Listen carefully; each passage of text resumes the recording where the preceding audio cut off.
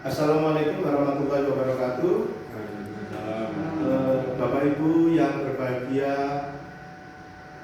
orang tua, wali murid, dan anak-anakku di SDN Wonokusumo 443 Surabaya.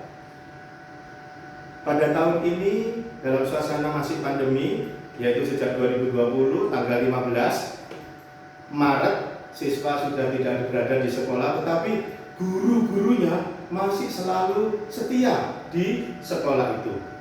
Untuk itu, kedepannya kita perlu mempersiapkan akreditasi.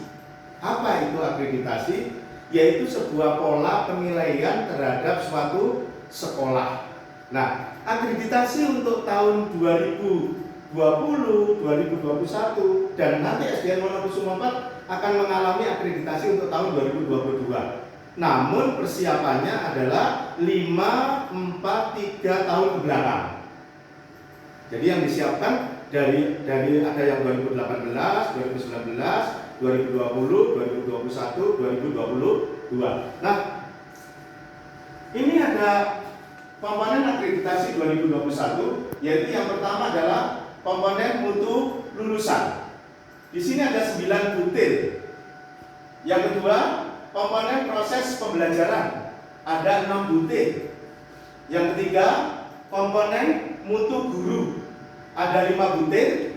Dan yang keempat, komponen manajemen sekolah, 14 butir. Sederhana, hanya ada 34 butir. Namun tidak usah khawatir, 34 butir ini lebih dari 100 halaman. Lebih dari 100 halaman. Dan tiap-tiap butir yang disiapkan sekolah lebih dari itu. Mari kita simak butir-butirnya. Untuk komponen mutu lulusan itu terdiri atas 4 butir karakter siswa, yaitu menunjukkan karakter disiplin dalam berbagai situasi, menunjukkan perilaku religius, menunjukkan sikap kerja keras, tangguh dan tanggung jawab, dan yang keempat bebas dari perilaku perundungan. Perundungan itu apa ya? Bully. Lanjut. Untuk masih kelompok A, butir 5 ke 8, ada kompetensi siswa, yaitu memiliki kompetensi abad 21, Bapak Ibu, yang meliputi kemampuan berkomunikasi, bekerja sama, berpikir kritis, dan mencipta. Yang kedua, menunjukkan ekspresi dan berkreasi dalam kegiatan pengembangan bakat dan minat. Yang ketiga, menunjukkan peningkatan prestasi akademik. Yang keempat, siswa menggunakan bahasa Indonesia yang sesuai dengan ejaan yang baik dan benar.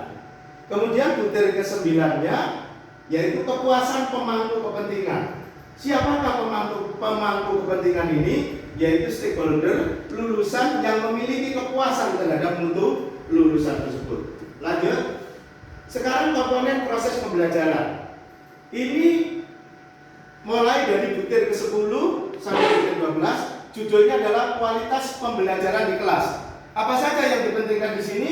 Melaksanakan pembelajaran sesuai dengan RPP dan melibatkan aktivitas siswa untuk mengembangkan kemampuan berpikir tingkat tinggi. Biasanya kalau bahasa Inggrisnya apa? High apa itu? High order thinking skill. High Order thinking skill. Iya, seperti ini ya. Seperti ini ya ucapannya ya. Nah, itu ya. Dengar ya tadi ya. Yang kedua, melaksanakan penilaian proses dan hasil belajar serta menggunakan hasilnya sebagai dasar perbaikan program berikutnya. Ini mengarah ke apa ini? Remedi dan pengayaan. Yang ketiga, melaksanakan pengayaan. Nah, ini sudah. Dan atau remedial pada mata pembelajaran. Jadi guru yang tidak pernah melaksanakan pengayaan, remedi, maka akreditasinya nanti akan hancur. Lanjut, butir ke-13-14 masih komponen B, yaitu iklim belajar di kelas. Bagaimana yang diinginkan? Siswa tampak antusias dalam belajar. Bapak Ibu, di sini ada kata belajar di kelas. Pada kelasnya nggak ada siswanya.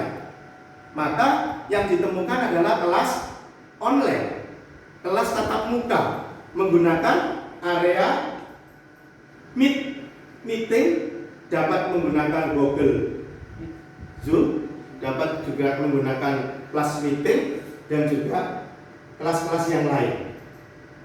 Ya.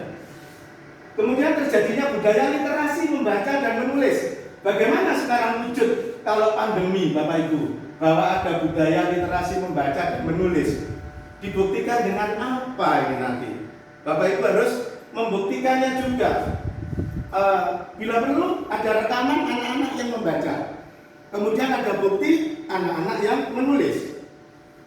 Kemudian dalam butir inti yang berikutnya, yaitu butir 15, ada pemanfaatan sarana dan prasarana penunjang proses pembelajaran, yaitu proses pembelajaran memanfaatkan sarana prasarana sebagai media dan sumber belajar. Nah, karena tidak di kelas, media dan sumber belajarnya menggunakan media-media online.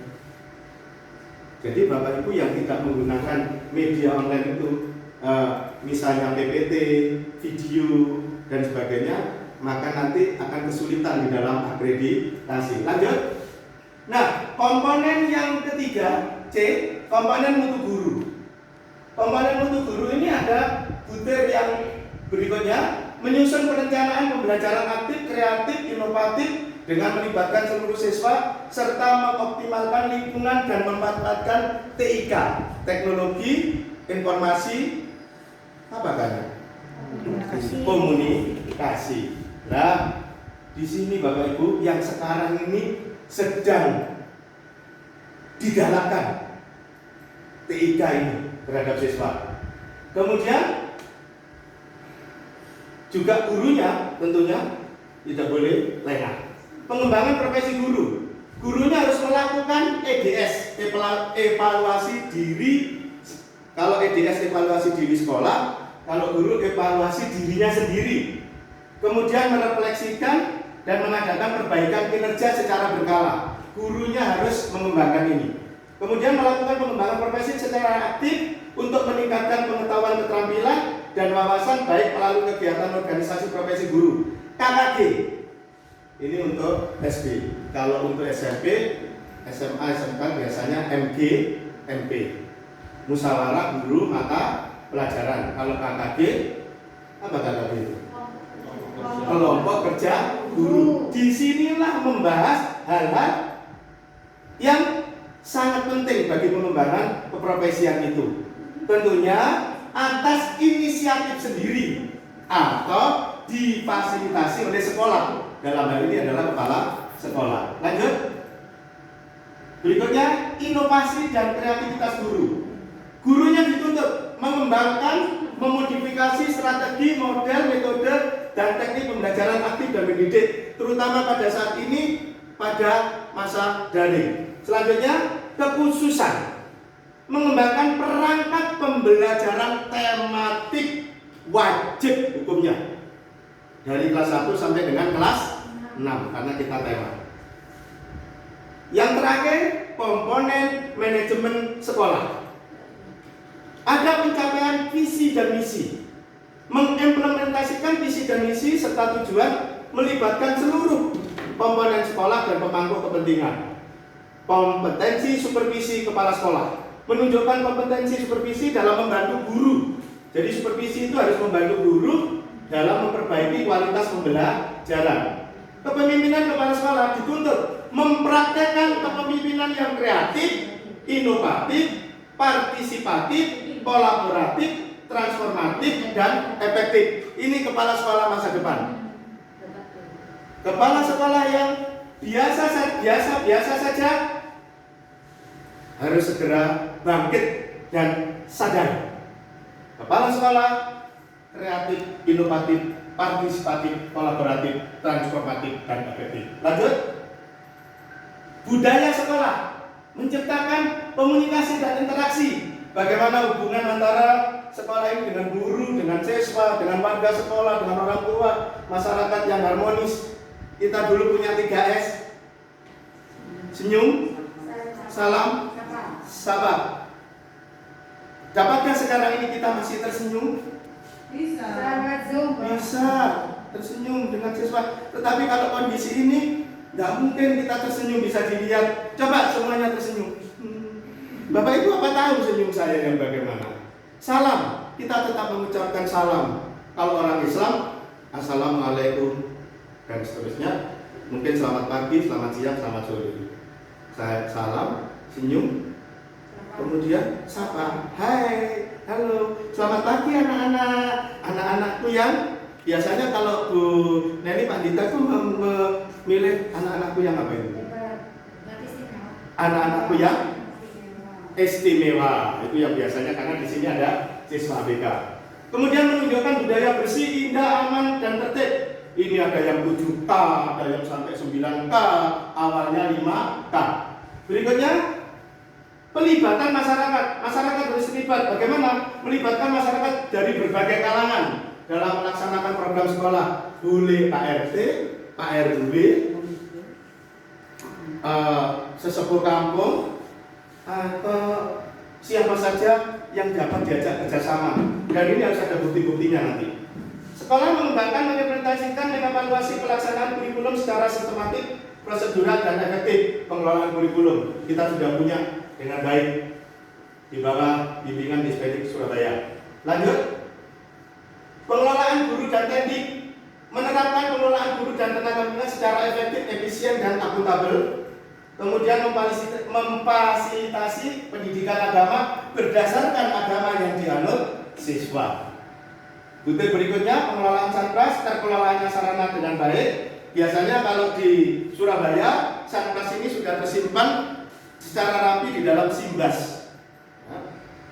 Sekolah madrasah menggali sumber pembiayaan dari pihak lain yang mendukung kegiatan sekolah. Nah, ini kadang terkendala dengan moto sekolah gratis. Kita kadang-kadang sulit untuk menggali sumber pembiayaan dari pihak lain yang mendukung kegiatan sekolah. Jadi sebenarnya pihak lain itu masih bisa membantu sekolah. Mungkin tidak harus berupa uang, tetapi ketika anak-anak lulus memberikan buku, kemudian memberikan tanam-tanaman, itu sudah termasuk di dalamnya ini. Sekolah menerapkan pelaporan keuangan. Khusus Surabaya sudah keuangan online di SIP PKS. Lanjut. Terakhir, pengelolaan kesiswaan. Melakukan pembinaan kesiswaan dalam berbagai-bagai lomba, juga di dalam kegiatan keseharian. Yang terakhir, melakukan pelayanan bimbingan dan konseling. Inilah Bapak Ibu akreditasi yang harus disiapkan untuk tahun ini, tahun depan, dan untuk SDN Wonokusumo 443 tahun 2022. Terima kasih. Wassalamualaikum warahmatullahi wabarakatuh.